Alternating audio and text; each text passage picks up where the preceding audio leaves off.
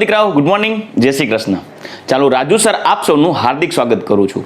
અને દીકરાઓ, આજે આપણે અભ્યાસ કરવા જઈ રહ્યા છીએ ઇમ્પોર્ટન્ટ ટોપિક કેન્દ્રાનુરાગી અને ઇલેક્ટ્રોન અનુરાગી પ્રક્રિયકો. કેન્દ્રાનુરાગી ને ઇંગ્લિશમાં કહી શકાય ન્યુક્લિયોફાઇલ્સ અને ઇલેક્ટ્રોન અનુરાગીને કહી શકાય ઇલેક્ટ્રોફાઇલ્સ. દીકરાઓ, આ કેન્દ્રાનુરાગી અને ઇલેક્ટ્રોન અનુરાગી ઘટકો કે જે રાસાયણિક પ્રક્રિયાઓમાં પ્રક્રિયક તરીકે વર્તે છે. રાઈટ. લાસ્ટ લેક્ચરની અંદર આપણે ઇન્ડક્ટિવ ઇફેક્ટ અને હાઇપર કોન્જ્યુગેશનને આધારે કોઈ પણ કાર્બોકેટાયનની સ્થાયીતા કઈ રીતે નક્કી કરવી તેની ચર્ચા કરી ગયા. પરંતુ આજે આપણે ચર્ચા કરશું કેન્દ્રાનુરાગી પ્રક્રિયક સૌ પહેલા. રાઈટ. તો સૌથી પહેલા શરૂઆત કરીએ કેન્દ્રાનુરાગી. દીકરાઓ, નામ વાંચો ને તો એ નામની અંદર જ એની લાક્ષણિકતા અને શું કહેવા માંગે છે ને એની રજૂઆત કરેલી છે. કેન્દ્રાનુરાગી. દીકરાઓ, આ વાતને હું સંધિ છોડીને સમજાવું. જો કેન્દ્રાનુરાગી ખરેખર આ ન્યુક્લિયોફાઇલ, એને ઇંગ્લિશમાં કહેવાય ન્યુક્લિયોફાઇલ. ન્યુક્લિયોફાઇલ શબ્દ આવેલો છે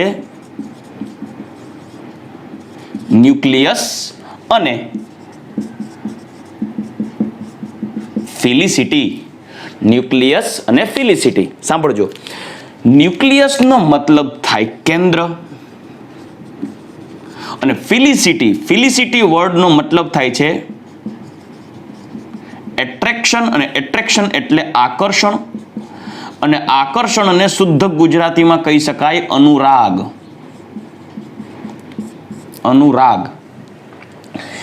ન્યુક્લિયસ અને ફિલિસિટી કોઈ એવો સ્પીસીસ, કોઈ એવો ઘટક કે જે ન્યુક્લિયસ બાજુ એટલે કે કેન્દ્ર બાજુ આકર્ષણ ધરાવતો હોય. કોઈ એવો સ્પીસીસ કે જે કેન્દ્ર બાજુ આકર્ષણ ધરાવતો હોય તેવા સ્પીસીસ ને ન્યુક્લિયોફાઇલ એટલે કે કેન્દ્રાનુરાગી એટલે કેન્દ્ર તરફ અનુરાગી પ્રક્રિયક તરીકે ઓળખી શકાય. આઈ હોપ તમે સમજી ગયા કે આ ન્યુક્લિયોફાઇલ નો મતલબ શું છે. Nucleo word coming from nucleus and phile word coming from felicity. Felicity means attraction, આકર્ષણ, અનુરાગ. વાત આવે છે કેન્દ્ર બાજુ આકર્ષાવું. શા માટે કેન્દ્ર બાજુ આકર્ષાય? સાંભળજો, એનું મેઇન રીઝન કહું. કેન્દ્ર પાસે હોય ધનભાર. ધનભાર ધરાવે. કેન્દ્ર શું ધરાવે છે? ધનભાર ધરાવે, પોઝિટિવ ચાર્જ. કેમ કે કેન્દ્રમાં એક હોય ન્યુટ્રલ ન્યુટ્રોન અને એક પોઝિટિવલી ચાર્જડ પ્રોટોન. એટલે જો કોઈ ઘટક કેન્દ્ર બાજુ આકર્ષણ ધરાવતો હોય, સાંભળજો, જો કોઈ ઘટક કેન્દ્ર બાજુ આકર્ષણ ધરાવતો હોય મતલબ એ ઘટક ધનભાર તરફ આકર્ષાતો હોય. હવે કોઈ પણ ઘટક ધનભાર તરફ ક્યારે આકર્ષાય? હંમેશા ક્યારે એવું સાંભળ્યું કે ધનભાર ને ધનભાર તરફ આકર્ષણ થાય, ઋણભાર ને ઋણભાર તરફ આકર્ષણ થાય? નહીં. કુદરતનો નિયમ છે હંમેશા ધનભારને ઋણભાર તરફ જ આકર્ષણ થાય. આ બધા અનુભવો છો કુદરતના નિયમને. રેડી? હંમેશા ધન વીજભારિત ભાગ ઋણ વીજભારિત ભાગ તરફ આકર્ષાય અને ઋણ વીજભારિત ભાગ ધન વીજભારિત ભાગ તરફ આકર્ષાય. પરંતુ એ વાતને જો અહીંયા આપણે એપ્લાય કરીએ તો ન્યુક્લિયોફાઇલ એટલે કેન્દ્ર અનુરાગી. કેન્દ્રાનુરાગી શબ્દ ઉપરથી સાંભળજો, કેન્દ્ર તરફ આકર્ષાનાર. કેન્દ્ર તરફ આકર્ષાનાર મતલબ એવો ઘટક કે જે ધન વીજભારિત ભાગ તરફ આકર્ષાય. કેમ કે કેન્દ્રમાં ધનભાર હોય, મેં પહેલા કીધું ધન વીજભારિત પ્રોટોન ધરાવે. આથી એવા ઘટક કે જે ધન વીજભારિત ભાગ અથવા તો ધન વીજભાર ધરાવતા કેન્દ્ર તરફ આકર્ષણ ધરાવતા હોય તેવા ઘટકોને કેન્દ્રાનુરાગી ઘટકો અને પ્રક્રિયકોને કેન્દ્રાનુરાગી પ્રક્રિયકો કહે છે. ચાલો, એની ડેફિનેશન પહેલા દીકરા આપણે લખવી જરૂરી છે, તો ડેફિનેશન લખી દઈએ. એવા પ્રક્રિયકો કે જે ધન વીજભારિત કેન્દ્ર કે જે ધન વીજભારિત પૂરું લખી દઉં, ધન વીજભારિત કેન્દ્ર તરફ આકર્ષાતા હોય અથવા આકર્ષણ ધરાવતા હોય તેવા ઘટકો અથવા તેવા પ્રક્રિયકો ને કેન્દ્રાનુરાગી પ્રક્રિયક કહે છે. સાંભળજો, કેન્દ્રાનુરાગી પ્રક્રિયક જેને કહેવાય ન્યુક્લિયોફાઇલ એટલે કે ન્યુક્લિયોફિલિક એજન્ટ. ન્યુક્લિયોફિલિક એજન્ટ એટલે કે કેન્દ્રાનુરાગી પ્રક્રિયકો એટલે કેન્દ્ર તરફ આકર્ષાનાર ઘટકો એટલે કે કેન્દ્રમાં રહેલ ધનભાર તરફ આકર્ષાનાર ઘટકો જેને કહેવાય કેન્દ્રાનુરાગી પ્રક્રિયક. અને તેના દ્વારા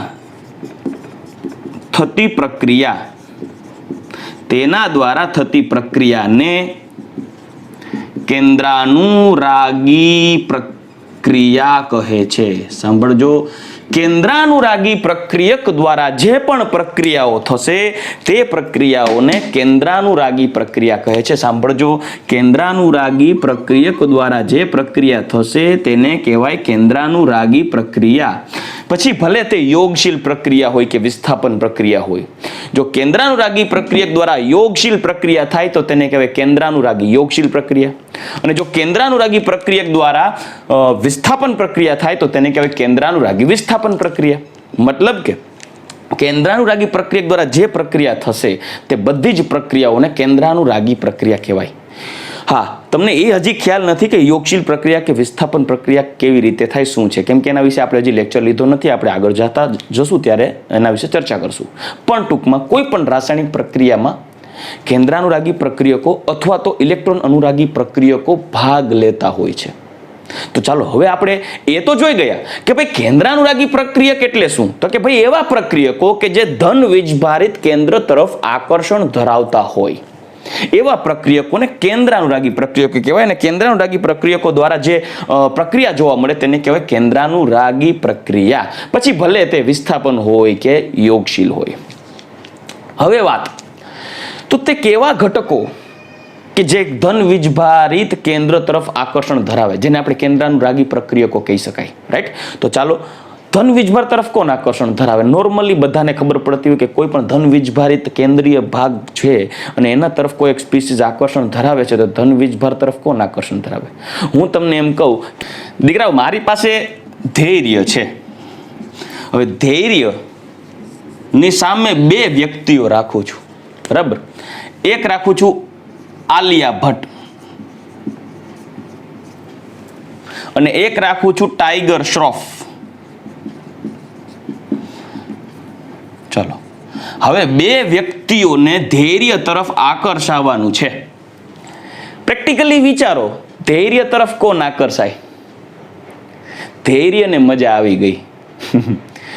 સ્વાભાવિક છે, બધાને ખબર પડે કે ધૈર્ય તરફ આલિયા ભટ્ટ આકર્ષાશે, નહીં કે ટાઈગર શ્રોફ. કુદરતનો નિયમ છે ભાઈ. આ ધૈર્ય તરફ આલિયા ભટ્ટ આકર્ષાશે ને એમાં આપણો નિસર્ગ છે ને ધૈર્ય સાથે લડવા જશે કે ભાઈ આલિયા ભટ્ટ મારી છે, તું શું કામ એને લઈ ગયો?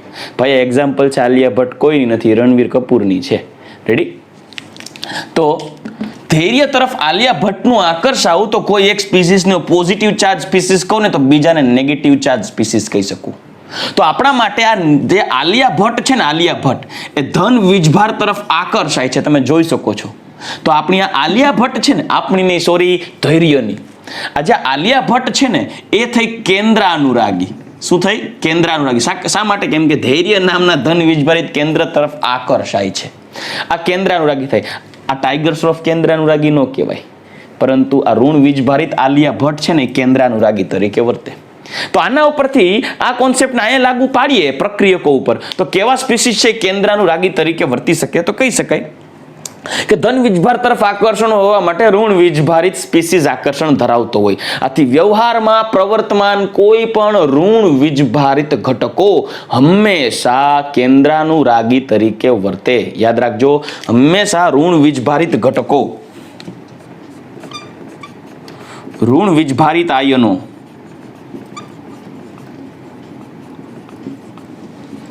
કેન્દ્રાનુરાગી તરીકે વર્તે છે. હવે આ ઋણ વીજભારિત આયનો, તમારા મગજમાં જેટલા ઋણ વીજભારિત આયનો હોય એ બધા કેન્દ્રાનુરાગી હોય. દાખલા તરીકે F-Cl- Br- I-, આ ઉપરાંત NO2- COO- RCOO- એટલે કાર્બોક્સિલેટ આયન. RCOO માઇનસ કોઈ પણ ઋણ વીજભારિત આયન તમારા મગજમાં આવે એટલા કોઈ પણ ઋણ વીજભારિત સ્પીસીઝ, તમે જેટલા ઋણ વીજભારિત સ્પીસીઝને તમે ઓળખો છો, તમારા ધ્યાનમાં જેટલા ઋણ વીજભારિત સ્પીસીઝ આવશે, આ બધા કેન્દ્રાનુરાગી છે. આ પ્રત્યેક ઋણ વીજભારિત સ્પીસીઝ કેવા છે? કેન્દ્રાનુરાગી છે. આથી કોઈ પણ રાસાયણિક પ્રક્રિયામાં જો આવા ઋણ વીજભારિત ઘટકો ભાગ લેતા હોય તો આ પ્રત્યેક ઘટકોને કેન્દ્રાનુરાગી પ્રક્રિયકો કહેવાય અને તેના દ્વારા થતી પ્રક્રિયાને કેન્દ્રાનુરાગી પ્રક્રિયા કહેવાય. પછી પ્રક્રિયા ભલે કોઈ પણ હોય, મતલબ વિસ્થાપન હોય કે યોગશીલ હોય, પણ એ પ્રક્રિયા વિસ્થાપન બોલતા પહેલા આવા પ્રક્રિયકો હાજર હોય તો એને કહેવાય કેન્દ્રાનુરાગી વિસ્થાપન અથવા તો કેન્દ્રાનુરાગી યોગશીલ. પણ ટૂંકમાં પ્રક્રિયામાં ભાગ લેતા પ્રક્રિયકો કાં તો કેન્દ્રાનુરાગી હોય કાં તો ઇલેક્ટ્રોન અનુરાગી હોય, પણ આપણે વાત કરીએ છીએ કેન્દ્રાનુરાગી કે જે ધન વીજભારિત ભાગ તરફ આકર્ષાતા હોય અને ધન વીજભાર હંમેશા કેન્દ્રમાં હોય. આથી આ બધા ઋણ વીજભારિત સ્પીસીઝને કેન્દ્રાનુરાગી પ્રક્રિયકો કહેવાય. પરંતુ દીકરાઓ હજી એક વાત ખાસ કાન ખોલીને સાંભળજો. એસિડ બેઝ સિદ્ધાંતને જોઈએ ને, એસિડ બેઝ સિદ્ધાંત, તો આ એસિડ બેઝ સિદ્ધાંત મુખ્યત્વે આર્હેનિયસ, બ્રોન્સ્ટેડ લોરી અને લુઈસ, મુખ્યત્વે આ ત્રણ એસિડ બેઝ સિદ્ધાંત વ્યવહારમાં પ્રવર્તમાન છે. હવે આર્હેનિયસે શું કીધું છે સાંભળજો. કેને એસિડ કહેવાય અને કેને બેઝ કહેવાય. આર્હેનિયસના મતાનુસાર કેને એસિડ કહેવાય કેને બેઝ કહેવાય. તો જલીય દ્રાવણમાં H+ ગુમાવે ને તેને એસિડ કહેવાય અને OH- ગુમાવે ને તેને બેઝ કહેવાય. આર્હેનિયસના મતાનુસાર. દીકરાઓ ધોરણ 10 ની અંદર તમે આના વિશે ચર્ચા કરી ગયા છો ને હજી આપણે ડિટેલમાં ચર્ચા કરશું સંતુલન ચેપ્ટરની અંદર, મતલબ 7મા ચેપ્ટરમાં. પરંતુ અત્યારે થોડી ઘણી જરૂર છે એના વિશેની વાત કરવાની, એટલે હું તમને જસ્ટ એક્ઝામ્પલ આપું છું. ઓકે, આર્હેનિયસે એવું કીધું છે H+ ગુમાવે કોઈ પદાર્થ તો એસિડ છે ને OH- ગુમાવે તો બેઝ છે. લાઈક NaOH પ્રક્રિયામાં જ્યારે તમે જલીય દ્રાવણ બનાવો તો OH- છે આયનીકરણ પામીને ઉત્પન્ન થાય, આથી NaOH બેઝ છે. ત્યાં આર્હેનિયસ સાચો છે. પણ જ્યારે કોઈ એમોનિયાની વાત કરવામાં આવે, એમોનિયા સ્વભાવે બેઝ છે. હવે જ્યારે આર્હેનિયસને પૂછવામાં આવે એ ભાઈ એમોનિયા સ્વભાવે તો બેઝ છે, તમે કહો છો OH ગુમાવે બેઝ કહેવાય, પણ એમોનિયામાં તો OH જ નથી, તો એ શું કામ એને બેઝ છે? ત્યારે આર્હેનિયસ એવું કહે છે કે ભાઈ હું આ ગામનો નથી, મને આઉટ ઓફ સિલેબસ પ્રશ્ન ન પૂછવા. મતલબ આર્હેનિયસની એક મર્યાદા થઈ અને એ મર્યાદાને પૂરી પાડવા માટે, મતલબ એ મર્યાદાને સંતોષવા માટે બ્રોન્સ્ટેડ અને લોરી આ બે અલગ અલગ વૈજ્ઞાનિકોએ સહિયારી ભાગીદારીથી મતલબ એક એસિડ બેઝ સિદ્ધાંત આપ્યો, જેના મતાનુસાર H+ દાતા અથવા H+ ગુમાવે, પ્રોટોન દાતા H+ ગુમાવે તો તે સંયોજન એસિડ હોય અને જો પ્રક્રિયા દરમિયાન H+ મેળવે એટલે પ્રોટોન ગ્રાહી તો તેને બેઝ કહેવાય. લાઈક એમોનિયા છે તો H+ મેળવી અને NH4+ એમોનિયમ આયન બનાવી શકે છે. તો આ થઈ ગયો પ્રોટોન ગ્રાહી, તો એને બ્રોન્સ્ટેડ લોરી એસિડ કહેવાય. પણ એવા ઘણા સંયોજનો છે દીકરાઓ. For example AlCl3 aluminium chloride. હવે આપની સમક્ષ હું એલ્યુમિનિયમ ક્લોરાઇડ રાખું છું, આમાં તમને નથી ક્યાંય H દેખાતો, નથી ક્યાંય OH દેખાતો, પણ દીકરા વ્યવહારમાં જ્યારે આનું દ્રાવણ બનાવો ને ત્યારે સ્વભાવે એસિડિક હોય, તેની pH <7 હોય. મતલબ આ સ્વભાવ એસિડિક છે ને. હવે તમે આર્હેનિયસ પાસે અને બ્રોન્સ્ટેડ લોરીને પૂછવા જાઓ એ ભાઈ એસિડ કા, તો જેવું આ બેને ખબર પડે કે આ AlCl3 એસિડ શું કામ એવું પૂછવા આવે છે એટલે થેલા ભરીને ઊભી પૂછડીએ ભાગ્યો. કેમ કે બે હાઇડ્રોજન વિશેની વાત કરી છે, એક H અને OH ની વાત કરી, એક H અને H મેળવવા અને ગુમાવવાના સંદર્ભે એસિડિકતા નક્કી કરી, પરંતુ AlCl3 પાસે નથી H કે નથી OH. તો શા માટે એસિડિક છે એ ન તો આર્હેનિયસ કે ન તો બ્રોન્સ્ટેડ લોરી સમજાવી શકે. મતલબ આ બંનેની મર્યાદા ઊભી થઈ. ત્યારે લુઈસ નામના વ્યક્તિએ એસિડ બેઝ સિદ્ધાંત આપ્યો. લુઈસના મતાનુસાર, સાંભળજો ખાસ, લુઈસના મતાનુસાર જે ઇલેક્ટ્રોન યુગ્મ સ્વીકારે તેને એસિડ કહેવાય અને ઇલેક્ટ્રોન યુગ્મનું દાન કરે તેને બેઝ કહેવાય. દીકરાઓ ખાસ બાબત આ ધ્યાનમાં રાખજો, આ ભૂલ ન ખાતા એસિડ બેઝ બાબતે. તમારા માઇન્ડમાં વસ્તુ ક્લિયર હોવી જોઈએ. આલિયા ભટ્ટ નડે છે, ઉભા આલિયા ભટ્ટને કાઢી નાખી, ભલે ધૈર્ય ખોટું લાગે તો લાગે, બરાબર. આલિયા ભટ્ટને ટાઈગરને આ ઉડાડી અહીંથી. જો AlCl3 સ્વભાવે એસિડિક છે. શા માટે? કારણ કે તે ઇલેક્ટ્રોન ગ્રાહી છે.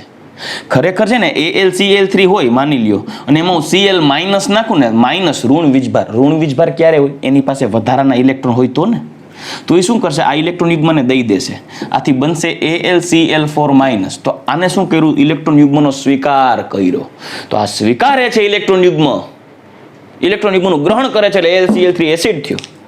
અને આ શું કરે છે? ઇલેક્ટ્રોન યુગ્મનું દાન કરે છે. ઇલેક્ટ્રોન યુગ્મનું દાન કરે છે. You can see here, electron યુગ્મનું દાન કરે છે Cl માઇનસ અને AlCl4 માઇનસ બનાવે છે. અહીંયા ઇલેક્ટ્રોન ગ્રાહી છે એલ્યુમિનિયમ, ઇલેક્ટ્રોન યુગ્મનું દાન કરે છે ક્લોરીન અને AlCl4 માઇનસ બને છે. તો આ પ્રક્રિયામાં Cl માઇનસ થયો એ ઇલેક્ટ્રોન દાતા થયો, આ છે ઇલેક્ટ્રોન ગ્રાહી છે. પણ બીજી વાત, આ ભલે ઇલેક્ટ્રોન દાતા છે પણ એના ઉપર ઋણભારી છે. અને બીજી વાત તમે અહીંયા ખાસ ધ્યાન દો, ઋણ વીજભારિત ભાગ કે જે કેન્દ્રાનુરાગી તરીકે વર્તે, મતલબ કેન્દ્ર બાજુ આકર્ષાય, મતલબ AlCl3 જે ઇલેક્ટ્રોનની ઉણપ ધરાવે છે એને ઇલેક્ટ્રોનની જરૂર છે, ઇલેક્ટ્રોન ગ્રાહી છે. હવે આ ઇલેક્ટ્રોન ગ્રાહી છે અને આ ઇલેક્ટ્રોનનું દાન કરે છે, મતલબ કે જે ઇલેક્ટ્રોનનું દાન થતું હોય તો આ તો ઇલેક્ટ્રોન દાતા થયો. અને કોઈ પણ સ્પીસીઝ ઇલેક્ટ્રોનનું દાન એ જ જગ્યાએ કરી શકે ને કે જ્યાં ઇલેક્ટ્રોનની ઉણપ હોય. હું કોઈને 5000 રૂપિયા આપું તો એ જ જગ્યાએ આપું ને કે જેને 5000ની જરૂર હોય. જેની પાસે રૂપિયા ઢગલો પડ્યા હોય એને 5000 રૂપિયા આપવાની જરૂર નથી.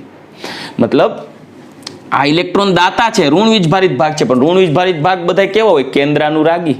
મતલબ પ્રત્યેક ઋણ વીજભારિત સ્પીસીઝ કે જે કેન્દ્રાનુરાગી છે તે ઇલેક્ટ્રોન યુગ્મનું દાન કરતા હોય, કેમ કે કેન્દ્ર બાજુ આકર્ષાતા હોય.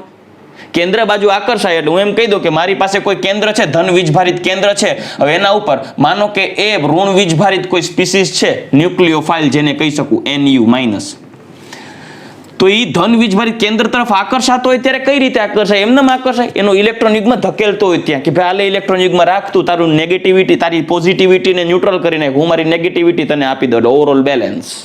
આથી કહી શકાય કે આ જે છે એ ઇલેક્ટ્રોન દાતા થયો અને તે પોતે કેન્દ્રાનુરાગી તરીકે વર્તે છે. એટલે કેન્દ્રાનુરાગી ઇલેક્ટ્રોન દાતા હોવાથી તેને લુઈસ બેઝ પણ કહેવાય. આથી યાદ રાખજો, પ્રત્યેક કેન્દ્રાનુરાગી લુઈસ બેઝ પણ કહી શકાય. લુઈસ બેઝ આ યાદ રાખજો દીકરાઓ, પ્રત્યેક કેન્દ્રાનુરાગી ઘટકો લુઈસ બેઝ હોય. તમારા મનમાં દીકરાઓ એક પ્રશ્ન હશે, સર આ AlCl3 શા માટે ઇલેક્ટ્રોન ગ્રાહી છે? શું કરવાને ઇલેક્ટ્રોન ખેંચે છે? તમારા પ્રશ્નનું નિરાકરણ આજે જ થઈ જશે. રાઈટ? ચાલો, આ કેન્દ્રાનુરાગી છે, લુઈસ બેઝ છે. કોણ? બધા જ ઋણ વીજભારિત સ્પીસીઝ કે જે કેન્દ્રાનુરાગી તરીકે વર્તે. બરાબર? ચલો, હવે દીકરાઓ ઘણા એવા સ્પીસીઝ પણ હોય છે કે જે સ્વભાવે ન્યુટ્રલ હોય, તટસ્થ હોય, છતાં પણ તે કેન્દ્રાનુરાગી તરીકે વર્તે. કોણ? એક એક્ઝામ્પલ આપો. હમણાં મેં અહીંયા જ કીધું, બ્રોન્સ્ટેડ લોરીની વાત કરી દીધી કે બ્રોન્સ્ટેડ લોરીનો સિદ્ધાંત ક્યારે અસ્તિત્વમાં આવ્યો? કે જ્યારે આર્હેનિયસનો એસિડ બેઝ સિદ્ધાંત છે એમાં મર્યાદા જોવા મળી. કઈ રીતે? પ્રશ્ન એવો હતો કે એમોનિયા NH3 છે એ શા માટે બેઝ છે? ખરેખર નાઇટ્રોજન ઉપર એક અબંધકારક ઇલેક્ટ્રોન યુગ્મ છે. કેમ નાઇટ્રોજન ઉપર અબંધકારક ઇલેક્ટ્રોન યુગ્મ છે એની પણ વાત કરું. નાઇટ્રોજનની સંયોજકતા કક્ષામાં 5 ઇલેક્ટ્રોન હોય, એટલે 1 2 3 4 5. હવે તેને અષ્ટક રચના પૂર્ણ કરવા માટે હાઇડ્રોજન સાથે ભાગીદારી કરવાની છે. 5 છે, 3 ઇલેક્ટ્રોનનો મેળ પાડવાનો. આથી નાઇટ્રોજન બીજા 3 હાઇડ્રોજન સાથે ઇલેક્ટ્રોનની ભાગીદારી કરી લેશે. ચાલો, તો અષ્ટક રચના પૂર્ણ થઈ ગઈ. આ બની ગયું એમોનિયા. પરંતુ આ એમોનિયા ઉપર એક વધારાનો ઇલેક્ટ્રોન યુગ્મ દેવનો દીધેલો મફતમાં પડેલો છે, જેને પ્રક્રિયામાં ભાગ લીધો નથી. જોઈ શકો છો, અહીંયા બંધ બની ગયા, અહીંયા બંધ બની ગયા, આ બંધ બની ગયા. તો આ 3 ઇલેક્ટ્રોન યુગ્મ છે ને એને બકા કહેવાય. બકા એટલે બંધકારક ઇલેક્ટ્રોન યુગ્મ. રેડી? આ કોણ થયા? બંધકારક ઇલેક્ટ્રોન યુગ્મ. જ્યારે આ થયા અબંધકારક ઇલેક્ટ્રોન યુગ્મ. ચાલો, રેડી? તો નાઇટ્રોજન ઉપર એક અબંધકારક ઇલેક્ટ્રોન યુગ્મ છે, એક્સ્ટ્રા પડેલો છે, વધારાનો. કોઈને જોતો હોય તો એ દાન કરી અને બંધ બનાવી શકે. હવે જો હું એમોનિયા ઉપર H+ આપાત કરું, જોજો પ્રોટોન છે H+, કે જેના ઉપર પોઝિટિવ ચાર્જ છે પ્રોટોન, તો સ્વાભાવિક છે આ એમોનિયા પ્રોટોનને આકર્ષશે કેમ કે એની ઉપર એક્સ્ટ્રા ઇલેક્ટ્રોન યુગ્મ છે. આથી શું થશે, આ નાઇટ્રોજન ઉપરનો આ ઇલેક્ટ્રોન યુગ્મ H+ તરફ દાન થશે. તો જો આ કોણ થયો, કેન્દ્ર તરફ આકર્ષાય છે એટલે આ થયો કેન્દ્રાનુરાગી. કોણ, એમોનિયા. અને H+ તરફ આકર્ષાય છે અને બનાવશે શું, NH4+, એમોનિયમ આયન NH4+.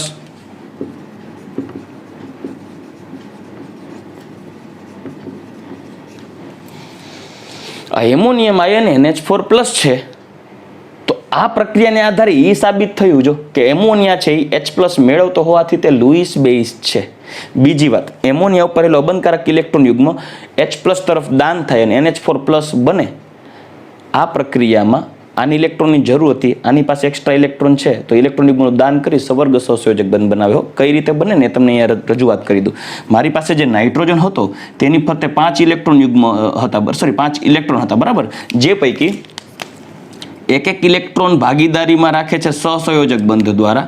જ્યારે નવો એક H આવે છે ને તેની હારે સવર્ગ સહસંયોજક બંધ બનાવશે કેમ કે બંને ઇલેક્ટ્રોન નાઇટ્રોજનના છે અને આ હાઇડ્રોજન તો જય શ્રી કૃષ્ણ, એની પાસે બિચારા પાસે કાંઈ નહોતું, H+ હતો.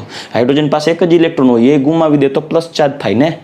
તો આ બની ગયું NH4+ એમોનિયમ આયન, જેમાં આ નાઇટ્રોજન ઇલેક્ટ્રોન યુગ્મનું દાન કરી અને પ્રોટોન તરફ આકર્ષાય છે. આથી એમોનિયા લુઈસ બેઝ છે જે કેન્દ્ર તરફ આકર્ષાતો હોવાથી આ કેન્દ્રાનુરાગી પણ થયો. આથી આવા એમોનિયા જેવા ઘટકો કે જે સ્વભાવે ન્યુટ્રલ છે, તટસ્થ છે, છતાં તે કેન્દ્રાનુરાગી તરીકે વર્તે. તો આ કેન્દ્રાનુરાગી તરીકે ક્યારે વર્તે છે જુઓ, જ્યારે એની પાસે વધારાના ઇલેક્ટ્રોન યુગ્મ હોય. તો આવા વધારાના ઇલેક્ટ્રોન યુગ્મ ધરાવતા સંયોજનો કેન્દ્રાનુરાગી તરીકે વર્તે કે જેની પાસે એક્સ્ટ્રા લોન પેર મતલબ અબંધકારક ઇલેક્ટ્રોન યુગ્મ હોય. તો ચાલો એના પણ એક્ઝામ્પલ આપની સમક્ષ રજૂ કરી દઉં કે તટસ્થ અણુઓ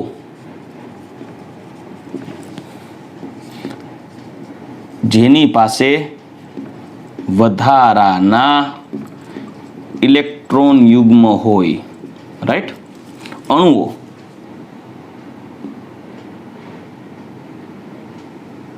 તટસ્થ અણુઓ કે જેની પાસે વધારે ઇલેક્ટ્રોન યુગ્મ હોય એવા એક્ઝામ્પલ, એવા ઉદાહરણ કેન્દ્રાનુરાગી તરીકે, કેન્દ્રાનુરાગી મતલબ એવા તટસ્થ અણુઓ કે જે કેન્દ્રાનુરાગી છે એવા ઉદાહરણો જો લઈએ કે જેની પાસે વધારાના ઇલેક્ટ્રોન યુગ્મ હોય દીકરા, તો ખાસ ધ્યાન રાખજો. એક લેશું એમોનિયા કે જેની પાસે એક્સ્ટ્રા ઇલેક્ટ્રોન યુગ્મ હોય. બીજું લેશું હજી H2O કે જેમાં ઓક્સિજન ઉપર 2 અબંધકારક ઇલેક્ટ્રોન યુગ્મ દાન કરી શકે. આ ઉપરાંત એમોનિયાના વ્યુત્પન્નો એટલે કે એમાઇન સંયોજનો લાઈક પ્રાથમિક એમાઇન RNH2, દ્વિતીયક એમાઇન R2NH એટલે કે 2 R જોડાયેલા હોય તો એક અલગ જુદા જુદા બતાવો એટલે તમે સમજી શકો. પછી તૃતીયક એમાઇન RNRR તૃતીયક એમાઇન. એ જ રીતે આલ્કોહોલ ROH કે જેમાં ઓક્સિજન ઉપર અબંધકારક ઇલેક્ટ્રોન યુગ્મ હોય. એ જ રીતે ઇથર ROR ઇથર. એવી જ રીતે SO2 પણ સાંભળજો ખાસ દીકરાઓ, SO2 પણ કેન્દ્રાનુરાગી છે. શા માટે SO2 કેન્દ્રાનુરાગી છે એનું તમને કારણ સમજાવું. SO2 કેન્દ્રાનુરાગી શા માટે છે? કારણ કે S એક ડબલ બોન્ડ અહીંયા સવર્ગ સહસંયોજક બંધ અહીંયા અને એક સલ્ફર ઉપર એક અબંધકારક ઇલેક્ટ્રોન યુગ્મ હોય એના બંધારણમાં. આથી આ ઉદાહરણ યાદ રાખજો. SO2 ઇમ્પોર્ટન્ટ છે કેમ કે SO3 છે ને એ ઇલેક્ટ્રોન અનુરાગી થશે અને SO2 છે એ કેન્દ્રાનુરાગી છે. એટલે એક્ઝામ્પલ ખાસ મગજમાં રાખજો.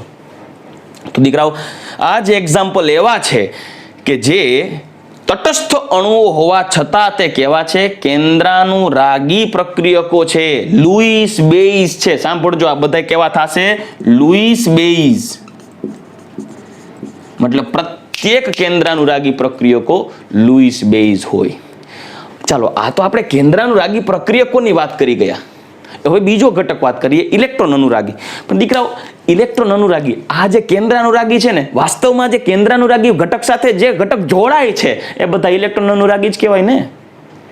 હું એમ કહું કે જે આપણે એમના જોઈ ગયા કે ધૈર્ય અને આલિયા ભટ્ટ, તો આલિયા ભટ્ટ જો કેન્દ્રાનુરાગી થઈ તો આપણો ધૈર્ય ઇલેક્ટ્રોન અનુરાગી ના કહેવાય?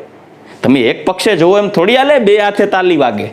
હે, જો આપણી આલિયા ભટ્ટ છે એ કેન્દ્રાનુરાગી હોય તો આપણું ધૈર્ય છે એ તો ઇલેક્ટ્રોન અનુરાગી થયો ને ભાઈ.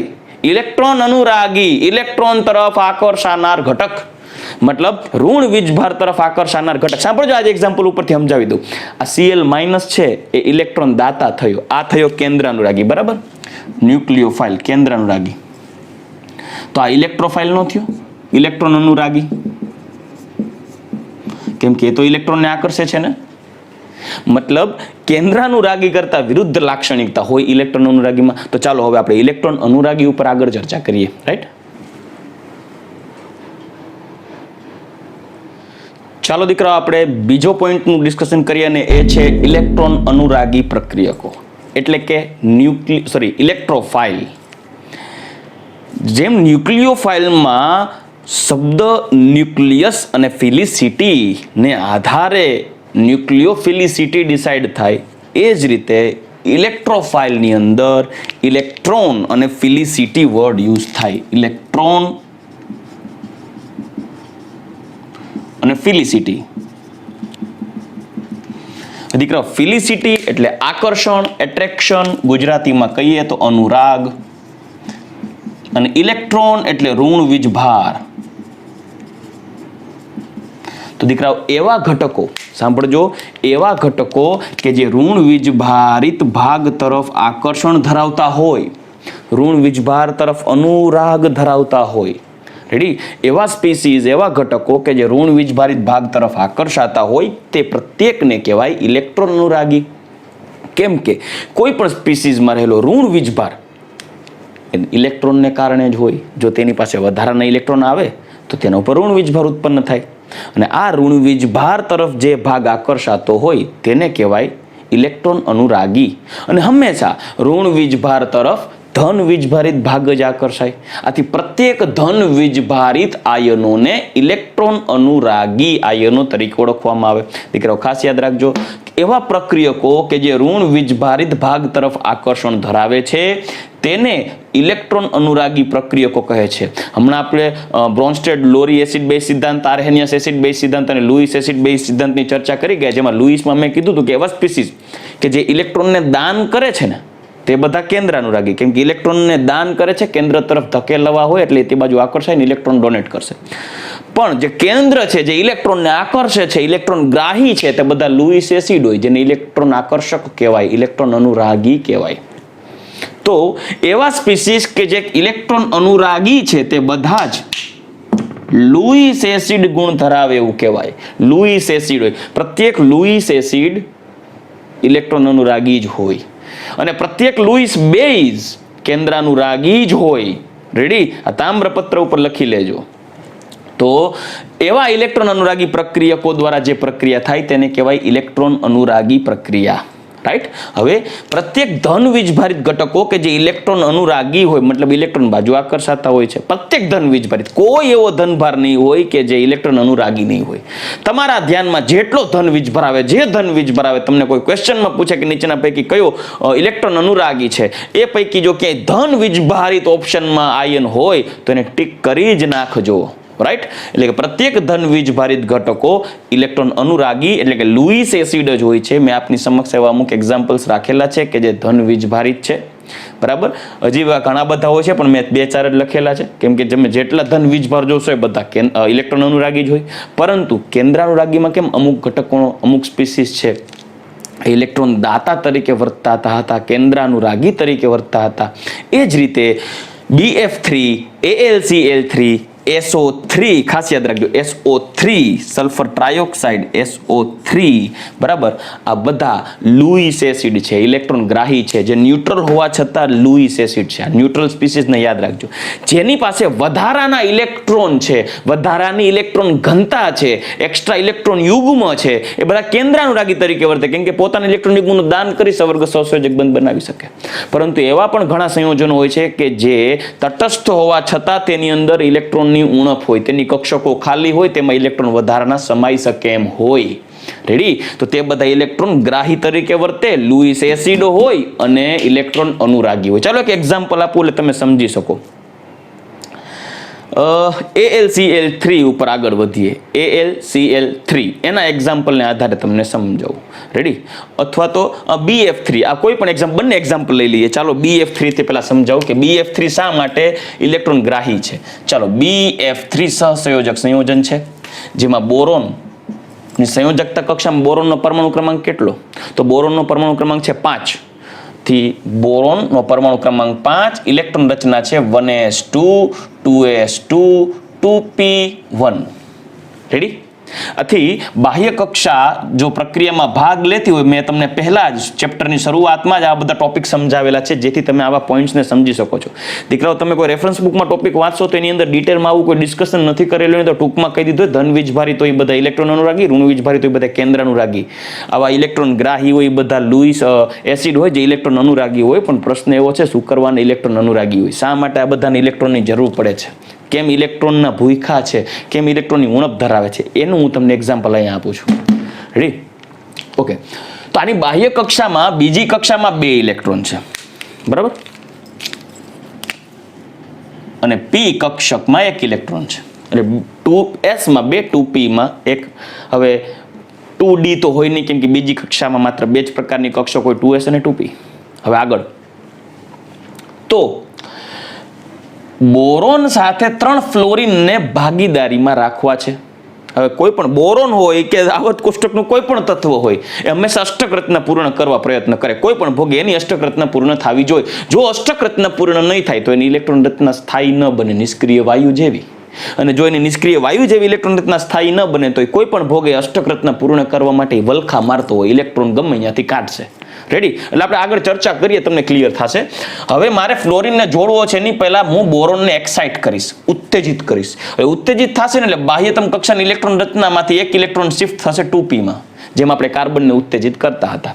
રાઈટ? તો હવે આની ઇલેક્ટ્રોન રચના કેવી થશે ઉત્તેજિત અવસ્થામાં? તો ઇલેક્ટ્રોન રચના થશે 1s2 2s1 અને 2p2 ઉત્તેજિત અવસ્થા થઈ. બાહ્ય કક્ષાની જ ઇલેક્ટ્રોન રચના લખું છું દીકરાઓ. જો દીકરાઓ, આપણો ટોપિકનો કોઈ કોન્સેપ્ટ નથી, મતલબ આ ચેપ્ટરનો કે આ ટોપિકમાં આ બધું તમારે લખવાની જરૂર નથી. પણ તમને વસ્તુ ક્લિયર હોવી જોઈએ કે શા માટે આ લુઈસ એસિડ છે. કેમ કે તમે એનો બેઝ નહીં સમજો. તમને એવું કહેવામાં આવે કે BF3 લુઈસ એસિડ છે, ઇલેક્ટ્રોન ગ્રાહી છે, ઇલેક્ટ્રોન અનુરાગી છે, તમે ગોખી નાખો તો કામ પૂરું. પણ ગોખવાનો કોઈ મતલબ નથી. તમને કોઈ પૂછે કે BF3 શા માટે લુઈસ એસિડ છે, BF3 શા માટે ઇલેક્ટ્રોન ગ્રાહી છે, ઇલેક્ટ્રોન અનુરાગી છે, તો તમે તબલું વગાડીને કહી શકો કે શા માટે આવું છે. રાઈટ? તો જુઓ. રેડી? હવે બોરોન છે 1s2 2s1 2p2 2s1 2p2 એક ઇલેક્ટ્રોન છે શિફ્ટ થાય છે, 2s માંથી 2p માં જશે, ઉત્તેજિત થશે, ત્યારે એની ઇલેક્ટ્રોન રચના થશે 1 અને 2p માં. ઓકે? હવે એની સાથે ભાગીદારીમાં રખાવીએ 3 ફ્લોરિન. હવે ફ્લોરિન હોય ને તો ફ્લોરિનની સંયોજકતા કક્ષામાં 7 ઇલેક્ટ્રોન હોય. બાહ્ય કક્ષામાં ફ્લોરિનનો પરમાણુ ક્રમાંક છે 9, 1s2 2s2 2p5, ટોટલ બાહ્ય કક્ષામાં 7. રેડી? તો હું ફ્લોરિન માટે અહીંયા સાઈડમાં લખી દઉં. ફ્લોરિન માટે 9 પરમાણુ ક્રમાંક, 1s2 2s2 અને 2p5. તો બાહ્ય કક્ષામાં ટોટલ કેટલા થયા? 7. તો મેં 7 ઇલેક્ટ્રોન લખ્યા છે. તો ફ્લોરિન શું કરશે? પોતાનો 1 ઇલેક્ટ્રોન ભાગીદારીમાં અહીંયા રાખશે કે અહીંયા રાખશે ને કઅહીંયા રાખશે. તો ત્યારે BF3 ની રચના કઈ રીતે થશે એ જોઈએ. BF3 માં એક તો 1s2 ઇલેક્ટ્રોન રચના તો છે જ, પછી 2s અને 2p, 2s અને 2p માં કઈ રીતે ઇલેક્ટ્રોન ગોઠવણી પામે છે એ જોઈએ. ભાગીદારી દ્વારા ફ્લોરિન છે એ એક 2s કક્ષકના 1 ઇલેક્ટ્રોન સાથે ફ્લોરિન પોતાની પાસે રહેલો આ જે ઇલેક્ટ્રોન છે અયુગ્મિત, એ અયુગ્મિત ઇલેક્ટ્રોનને ભાગીદારીમાં રાખી સહસંયોજક બંધ બનાવશે. તો ફ્લોરિનની સંયોજકતા કક્ષામાં એક તો ભાગીદારીમાં રાખ્યો, તો બાકી કેટલા વધ્યા? 6. 1 2 3 4 5 6 6 ને 2 8. હાલો, ફ્લોરિનનું કામ પતી ગયું. ફ્લોરિનની ગરજ પૂરી થઈ ગઈ. ફ્લોરિનની અષ્ટક રચના પૂરી થઈ ગઈ. ઓકે, હજી આપણી પાસે 2 ફ્લોરિન છે. તો બીજો ફ્લોરિન છે આ p કક્ષકમાં રહેલા ઇલેક્ટ્રોન, ત્રીજો ફ્લોરિન બીજી p કક્ષકમાં રહેલા ઇલેક્ટ્રોન સાથે વિરુદ્ધ ભ્રમણ દ્વારા ભાગીદારી કરશે. વિરુદ્ધ ભ્રમણ યાદ રાખજો, વિરુદ્ધ સ્પિન દ્વારા ભાગીદારી કરવો જોઈએ. સમાન સ્પિનથી ઇલેક્ટ્રોન ન ગોઠવાઈ શકે, અપાકર્ષણ થાય. આથી એક ઇલેક્ટ્રોનને ફ્લોરિન અહીંયા ભાગીદારીમાં રાખશે, બીજા ઇલેક્ટ્રોનને ફ્લોરિન અહીંયા ભાગીદારીમાં રાખશે. આથી ઇલેક્ટ્રોનની ભાગીદારી દ્વારા સંયોજકતા કક્ષામાં ફ્લોરિનને 8 ઇલેક્ટ્રોન તો પૂરા થઈ ગયા. પણ બોરોનની સંયોજકતા કક્ષામાં જો 2 2 4 અને 2 6 એટલે આમાં તમે જોઈ શકો છો BF3 માં બોરોનની સંયોજકતા કક્ષામાં અષ્ટક રચના પૂર્ણ નથી. રાઈટ, અષ્ટક રચના પૂર્ણ નથી, ષષ્ટક રચના થઈ, 2 ઇલેક્ટ્રોન બાકી. મતલબ આ જે કક્ષક છે એ ખાલી કક્ષક છે, ખાલી કક્ષક છે. આથી BF3 શું કરશે? વાટકો લઈને નીકળી પડશે. એ ભાઈ, કોઈ પાસે એક્સ્ટ્રા ઇલેક્ટ્રોન યુગ્મ હોય તો આપી દો ને, મારે ખાલી કક્ષક છે તો અષ્ટક રચનાનો મેળ પડી જાય. સમજાય છે? આથી BF3 શું કરશે? BF3 કોઈ ઇલેક્ટ્રોન દાતાનો કોન્ટેક્ટ કરશે કે ભાઈ કોઈ દાતા ગોતો, કોઈ ઇલેક્ટ્રોનને દેનાર હોય ને તો મેળ પડી જાય, હું એની પાસેથી લઈ લઉં. તો જે દાતા હશે ને એ કેન્દ્રાનુરાગી હોય, કેમ કે આવું જ ગોતતો હોય, કોઈને ઇલેક્ટ્રોનની જરૂર હોય તો આપી દે. આના ઉપર ધન વીજ ભારત છે, અષ્ટક રચના પૂર્ણ નથી. આની પાસે P કક્ષક ખાલી છે, આ 2pz ખાલી છે, લખી શકું છું ખાલી કક્ષક 2pz, અષ્ટક રચના પૂર્ણ નથી. તો હવે શું કરશે? આ BF3 બનશે ઇલેક્ટ્રોન ગ્રાહી, મતલબ ઇલેક્ટ્રોન અનુરાગી, કેમ કે એને અષ્ટક રચના પૂર્ણ નથી થઈ, કરવી છે, ઇલેક્ટ્રોન ગોતતો હશે. તો આપણી પાસે કેન્દ્રાનુરાગી, તમને યાદ હોય તો NH3 લઈ લો. ચાલો NH3 કે જેની પાસે એક્સ્ટ્રા ઇલેક્ટ્રોન યુગ્મ છે, તો એ શું કરશે? જો એ BF3 ના સંપર્કમાં આવે તો BF3 આ છે ઇલેક્ટ્રોન ગ્રાહી અને આ છે ઇલેક્ટ્રોન દાતા, મતલબ આ છે કેન્દ્રાનુરાગી, આ છે ઇલેક્ટ્રોન અનુરાગી. રેડી? આ બે વચ્ચે જ્યારે પ્રક્રિયા થશે ને ત્યારે નાઇટ્રોજન પોતાની ઉપર રહેલો આ એક્સ્ટ્રા ઇલેક્ટ્રોન યુગ્મ, NH3 આમ લખું છું એટલે તમે સમજી શકો, H3 નથી, એક જ છે NH3, આમ લખી શકાય. એની પાસે જે એક્સ્ટ્રા ઇલેક્ટ્રોન યુગ્મ હતો એ સવર્ગ સહસંયોજક, હું છે ને અહીંયા આવી તમે એરો કરી દો તમે સમજી શકો, નહીતર વળી તમને પાછા બે એરા હરખા લાગશે. સવર્ગ સહસંયોજક બંધ દ્વારા ઇલેક્ટ્રોન યુગ્મનું દાન કરશે અને અહીંયા BF3 જોડાઈ જશે. જ્યાં BF3 માં આ ઇલેક્ટ્રોન યુગ્મ ક્યાં જોડાશે? તો BF3 માં આ એમોનિયા દ્વારા જે ઇલેક્ટ્રોન યુગ્મનું દાન થયું છે એ આ ખાલી P કક્ષકમાં એન્ટ્રી મારશે. આથી હવે તમે જોશો તો એમોનિયામાં આ ઇલેક્ટ્રોન તો એમોનિયાનો કહેવાય ને, કેમ કે ભાગીદારીમાં છે, પરંતુ આ ઇલેક્ટ્રોન યુગ્મ તો BF3 નો કહેવાય. એટલે આની અષ્ટક રચના પૂર્ણ થઈ ગઈ, ખેલ ખતમ, પૈસા હજમ. આથી આ જે બંધ છે એ છે સવર્ગ સહસંયોજક બંધ. તો BF3 થયો શું થયો? ઇલેક્ટ્રોન ગ્રાહી, લુઈસ એસિડ. આ થયો લુઈસ બેઝ, આ થયો લુઈસ એસિડ, બે વચ્ચે પ્રક્રિયા થાય. આથી હંમેશા યાદ રાખજો, કોઈ પણ કેન્દ્રાનુરાગી હંમેશા ઇલેક્ટ્રોન અનુરાગી સાથે પ્રક્રિયા કરશે અને ઇલેક્ટ્રોન અનુરાગી હંમેશા કેન્દ્રાનુરાગી પ્રક્રિયા કરશે. દીકરા વાઇસા વર્સા છે, સિમ્પલ વસ્તુ છે. ઇલેક્ટ્રોન ગ્રાહી હોય, ઇલેક્ટ્રોન દાતા હારે જ પ્રક્રિયા કરે. રેડી? ભિક્ષુક હંમેશા પૈસાદાર પાસે જ દાન માગે, ભિક્ષુક પાસે કાંઈ ન માગે, એને ખબર આપણે બે હરખા છીએ. રાઈટ? તો એમોનિયા થયો એ કેન્દ્રાનુરાગી, ઇલેક્ટ્રોન દાતા, એની પાસે એક્સ્ટ્રા ઇલેક્ટ્રોન યુગ્મ છે ને BF3 છે એ ઇલેક્ટ્રોન ગ્રાહી, મતલબ આ થયો લુઈસ એસિડ ઇલેક્ટ્રોન અનુરાગી. રાઈટ? તો આ રીતે BF3 છે એ જ રીતે AlCl3, કેમ કે BF3 માં બોરોનની સંયોજકતા કક્ષામાં 2s2 2p1 છે. જો એલ્યુમિનિયમનો શોર્ટમાં તમને સમજાવું દીકરાઓ, એલ્યુમિનિયમનો પરમાણુ ક્રમાંક છે 13, આથી 1s2 2s2 2p6 અને 3s2 3p1. તો જો આની અંદર પણ બાહ્ય કક્ષામાં બોરોનની જેમ એલ્યુમિનિયમમાં પણ ત્રણ જ કક્ષકમાં એક ઇલેક્ટ્રોન છે. આથી આની પણ 3px 3py અને 3pz પૈકી જ્યારે ત્રણ, અહીંયા કેમ બોરોનમાં 3 ફ્લોરિન જોડાય છે, એમ એલ્યુમિનિયમમાં 3 ક્લોરિન જોડાશે, ત્યારે એની પણ 3pz કક્ષક ખાલી રહેશે. આથી BF3 ની જેમ AlCl3 પણ લુઈસ એસિડ છે, એટલે કે AlCl3 પણ ઇલેક્ટ્રોન ગ્રાહી છે, ઇલેક્ટ્રોન અનુરાગી છે. દીકરાઓ યાદ રાખજો, આ બધા એક્ઝામ્પલ મેં તમને આપી દીધા. અહીંયા એ છે એવા ઇલેક્ટ્રોન ઉણપ ધરાવતા સ્પીસીસ, તટસ્થ સ્પીસીસ કે જે કેન્દ્રાનુરાગી તરીકે વર્તે. BF3, AlCl3, SO3. યાદ રાખજો, ધાતુના જેટલા હેલાઇડ હોય ને, એટલે ધાતુ સાથે હેલોજન જોડાયેલા હોય ને, એ બધા લુઈસ એસિડ જ હોય, ઓલમોસ્ટ 90%. પરંતુ અપવાદ સ્વરૂપે આલ્કલી ધાતુના હેલાઇડ, આલ્કલી ધાતુ એટલે lithium, sodium, potassium, rubidium, caesium, આ બધા પેલો સમૂહ નંબર 1 ના તત્વો, આ બધાના હેલાઇડ હોય ને, લાઈક NaCl, NaBr કે KCl, KBr કે સોડિયમ આયોડાઇડ કે પોટેશિયમ આયોડાઇડ કે કોઈ પણ, એ બધા સ્વભાવે તટસ્થ છે, ન્યુટ્રલ નથી, એસિડિક નથી, બેઝિક ન્યુટ્રલ છે. આથી ચોખવટ કરી દીધી કે ધાતુના હેલાઇડ સ્વભાવે ઇલેક્ટ્રોન ઉણપ ધરાવે છે, એ ઇલેક્ટ્રોન અનુરાગી છે, પરંતુ અપવાદ સ્વરૂપે આલ્કલી ધાતુના જે હેલાઇડ છે એ બધા તટસ્થ છે, ન્યુટ્રલ છે. રાઈટ. તો દીકરાઓ મેં આપની સમક્ષ એક્ઝામ્પલ રાખેલું છે. હજી એક આપની સમક્ષ એક્ઝામ્પલ રાખવું એટલે તમે ક્લિયર થઈ શકો એના વિશે. આપણે NH3નું જ એક એક્ઝામ્પલ લઈએ, કેમ કે NH3 તમને સમજાઈ જશે. મારી પાસે એક NH3 છે, મેં આ એક્ઝામ્પલ આપ્યું હતું, પાછું આપું છું, અને એક છે H+. તો આ બંને વચ્ચે પ્રક્રિયા થશે. આ થશે ઇલેક્ટ્રોન અનુરાગી, કેમ કે એને ન્યુટ્રલ થવું છે, પોઝિટિવ ચાર્જ ગુમાવવો છે. આ થશે કેન્દ્ર અનુરાગી, કેમ કે એની પાસે એક્સ્ટ્રા ઇલેક્ટ્રોન છે, ઇલેક્ટ્રોન ઘનતા વધારે છે એટલે અહીંયા દાન કરી શકે. અને ઇલેક્ટ્રોન અનુરાગી અને કેન્દ્ર અનુરાગી એકબીજા સાથે જોડાશે ત્યારે NH3 એનો ઇલેક્ટ્રોન યુગ્મ છે, સવર્ગ સહસંયોજક બંધથી જોડી દેશે. કેની સાથે? H+ સાથે. રાઈટ. તો આ સવર્ગ સહસંયોજક બંધથી જે સંયોજન બને છે એ છે NH4+ એમોનિયમ આયન. તો આ થઈ ગયો લુઈસ બેઝ, આ થઈ ગયું લુઈસ એસિડ, આ થઈ ગયો કેન્દ્ર અનુરાગી, આ થઈ ગયું ઇલેક્ટ્રોન અનુરાગી. રેડી? તો ચાલો દીકરાઓ, આજે લેક્ચરની અંદર આપણે કમ્પ્લીટ કરી ગયા છીએ ઇલેક્ટ્રોન અનુરાગી અને કેન્દ્રાનુરાગી પ્રક્રિયકો એટલે શું. આ બાબતની દીકરાઓ ખાસ યાદ રાખજો કે કોઈ પણ ઋણ વીજભારિત સ્પીસીઝ અથવા તો જેની પાસે વધારાના ઇલેક્ટ્રોન યુગ્મ છે તે બધા કેન્દ્રાનુરાગી તરીકે વર્તે, અને એવા ધન વીજભારિત સ્પીસીઝ અથવા તો જેનામાં ઇલેક્ટ્રોનની ઉણપ છે તે બધા ઇલેક્ટ્રોન અનુરાગી તરીકે વર્તશે. રાઈટ. તો આઈ હોપ કે દીકરાઓ તમે આ ટોપિકને સમજી ગયા છો. તો આ બધા લેક્ચરને જોઈને વ્યવસ્થિત તૈયારી કરો, આને રિલેટેડ MCQ સોલ્વ કરો. ડાઉટ્સ હોય તો તમે મને પૂછી શકો છો. ત્યાં સુધી દીકરાઓ આપણે નેક્સ્ટ લેક્ચરની અંદર ચર્ચા કરશું ઇલેક્ટ્રોમેરિક અસર વિશે. ત્યાં સુધી રજા લઉં. ગુડ બાય, ટેક કેર, જય શ્રી કૃષ્ણ દીકરાઓ.